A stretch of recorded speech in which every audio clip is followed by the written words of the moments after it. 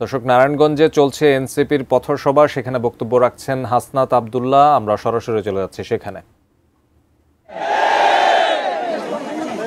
আপনারা যারা বুদ্ধিজীবিতা করেন, বিকৃত বুদ্ধিজীবিতা যারা করেন, 5 আগস্ট থেকে শুরু করে আমরা অনেককেই দেখেছি ফেসিবাদের বিপক্ষে তাদের লড়াই ছিল, তাদের লড়াই আছে।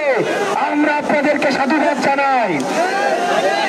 কিন্তু যে বুদ্ধিজীবীরা আমরা দেখেছি হাসিনার সময় যারা পয়সার জন্য নিজের মগজ বিক্রি করে দিয়েছিল, যারা টিভি চ্যানেলের জন্য যারা নিজের কলম বিক্রি করে দিয়েছিল, যারা চেহারা দিয়ে টকশুতে এই মৃত্যু পরোয়ানার বৈধতা উৎপাদন করেছে, তারা হচ্ছে এর বিকৃত, তারা হচ্ছে আমাদের বৃদ্ধিপাপী এবং জ্ঞানপাপী। এই জ্ঞানপাপীদের দিয়ে পরবর্তী বাংলাদেশ বিনির্মাণ সম্ভব নয়। সেজন্য আমরা বারবার বলি, বাংলাদেশের রাজনীতি ঠিক সেই মুহূর্ত থেকে পুনর্গঠন হবে, সেই মুহূর্ত থেকে বাংলাদেশ হবে বাংলাদেশ উইদাউট আওয়ামী লীগ।